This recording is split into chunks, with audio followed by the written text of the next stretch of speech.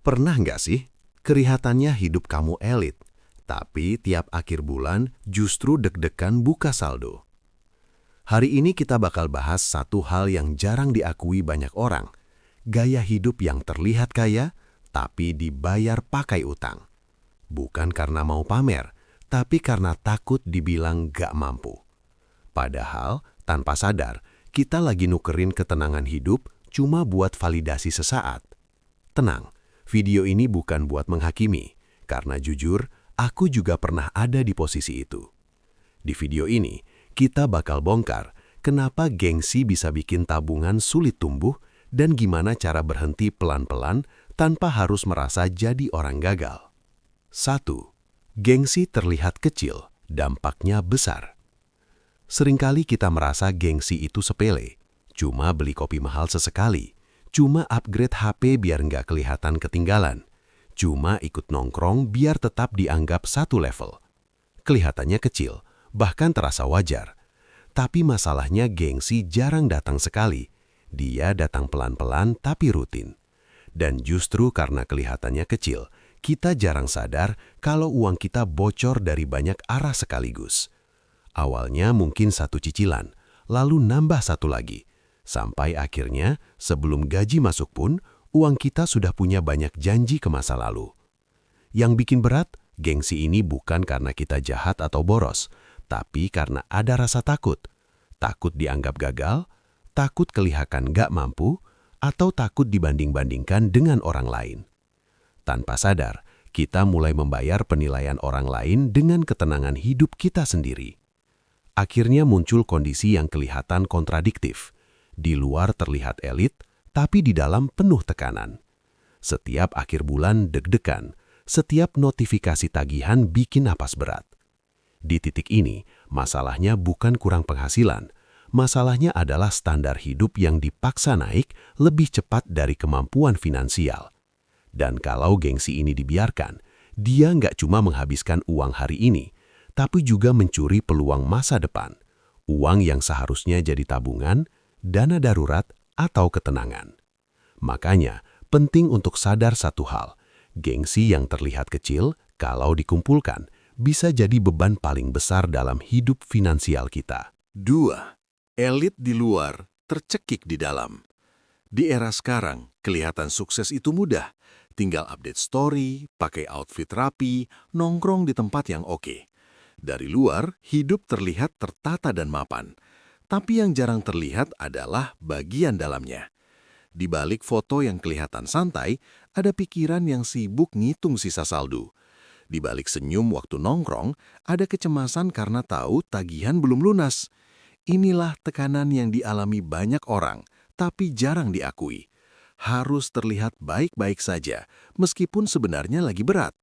Bukan karena ingin pamer, tapi karena hidup sosial sekarang seperti lomba diam-diam. Siapa yang terlihat paling naik kelas, siapa yang terlihat paling aman.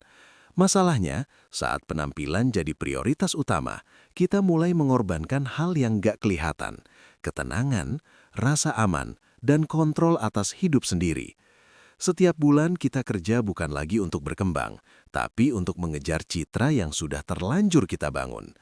Gengsi yang tadinya cuma ingin dianggap setara, pelan-pelan berubah jadi penjara tak terlihat. Dan yang paling melelahkan, kita jadi merasa sendirian. Karena dari luar, semua orang mengira kita baik-baik saja, padahal di dalam kita sedang bertahan. Di titik ini, penting untuk jujur pada diri sendiri. Apa yang kita kejar? Sebenarnya kehidupan yang lebih baik atau hanya pengakuan dari orang lain? Karena hidup yang benar-benar elit bukan soal kelihatan mewah, tapi soal tidur nyenyak tanpa dikejar tagihan. 3. Hutang dipakai untuk citra, bukan kebutuhan. Hutang sebenarnya bukan sesuatu yang selalu salah. Dalam banyak kondisi, hutang bisa jadi alat bantu, buat bertahan, buat belajar, atau buat membangun sesuatu yang produktif. Masalahnya mulai muncul ketika hutang bergeser fungsi, bukan lagi untuk kebutuhan, tapi untuk menjaga citra. Kita mulai berhutang bukan karena tidak punya pilihan, tapi karena tidak mau terlihat turun kelas. Takut kelihatan kalah, takut dibilang nggak sukses, atau sekadar takut jadi bahan perbandingan. Akhirnya, hutang dipakai untuk hal-hal yang seharusnya fleksibel, gaya hidup, hiburan, penampilan, dan validasi sosial. Yang sering nggak disadari, setiap hutang untuk citra itu seperti menandatangani kontrak dengan masa depan. Kita menikmati hari ini, tapi membebani bulan-bulan setelahnya. Ironisnya, saat hutang bertambah, tekanan untuk terlihat sukses justru makin besar, karena kita sudah terlanjur menjual citra tertentu dan harus terus menjaganya. Akhirnya kita masuk ke lingkaran capek, kerja keras untuk bayar cicilan, lalu pakai hutang lagi untuk tetap terlihat baik-baik saja. Di titik ini, hutang berhenti jadi solusi dan berubah jadi sumber masalah. Bukan karena jumlahnya saja, tapi karena arah penggunaannya. Hutang untuk citra membuat kita bergerak, tapi tidak maju. Capek, tapi tidak berkembang. Dan yang paling menyedihkan, banyak orang yang sebenarnya punya potensi finansial baik, tapi terhambat bukan oleh penghasilan, melainkan oleh kebutuhan untuk terus terlihat cukup. 4. Tabungan sulit tumbuh karena uang habis ke validasi. Banyak orang merasa sudah berusaha menabung, tapi hasilnya selalu sama. Tabungan nggak pernah benar-benar tumbuh. Setiap kali ada sisa, selalu ada yang lebih penting. Bukan kebutuhan darurat, tapi kebutuhan untuk diakui. Validasi itu bentuknya halus, kadang bukan barang mahal, tapi rutinitas kecil yang terasa wajib. Ikut nongkrong biar nggak dibilang pelit, beli barang layak biar nggak diremehkan, atau sekedar menjaga standar hidup yang sudah terlanjur terlihat. Masalahnya, tabungan butuh dua hal, waktu dan konsistensi. Sedangkan validasi sosial datang tanpa jeda dan selalu minta dibayar sekarang. Akhirnya, setiap rupiah yang masuk sudah punya tujuan sebelum sempat disimpan. Bukan karena kita tidak mau menabung, tapi karena uangnya sudah habis untuk membuktikan sesuatu ke orang lain. Yang bikin berat, hasil dari validasi itu cepat hilang. Rasa puasnya sebentar, tapi dampaknya panjang. Sedangkan tabungan bekerja sebaliknya. Tidak terasa sekarang, tapi sangat terasa saat dibutuhkan. Di titik ini, kita perlu jujur. Setiap kali memilih validasi, kita sedang menunda rasa aman diri sendiri. Bukan berarti kita harus menutup diri dari sosial. Bukan berarti hidup harus serba kaku. Tapi saat validasi selalu menang, tabungan akan selalu kalah. Dan selama tabungan kalah, rasa aman akan selalu jadi barang langka. Karena kenyataannya, yang paling mahal dalam hidup bukan barang branded, tapi rasa tenang karena tahu kita aman secara finansial. 5. Berhenti bayar gengsi, mulai bangun realita.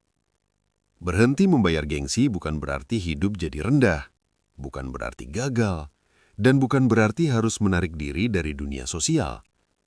Yang perlu dihentikan adalah memaksakan standar hidup yang belum sejalan dengan kemampuan finansial kita saat ini. Karena jujur saja, hidup paling melelahkan itu bukan hidup sederhana, tapi hidup pura-pura kuat.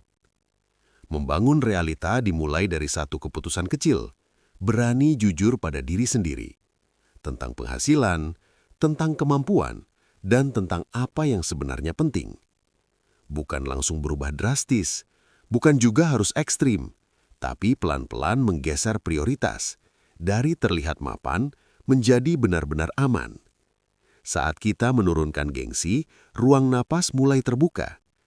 Uang yang tadinya habis untuk mempertahankan citra, mulai bisa dialihkan ke hal yang lebih tenang. Tabungan darurat, mengurangi hutang, atau sekadar punya sisa di akhir bulan. Di titik ini, hidup mulai terasa lebih ringan. Bukan karena uang langsung banyak, tapi karena kita kembali pegang kendali. Dan paradoksnya, orang yang paling terlihat elit dalam jangka panjang bukan yang paling mahal penampilannya, tapi yang paling tenang hidupnya.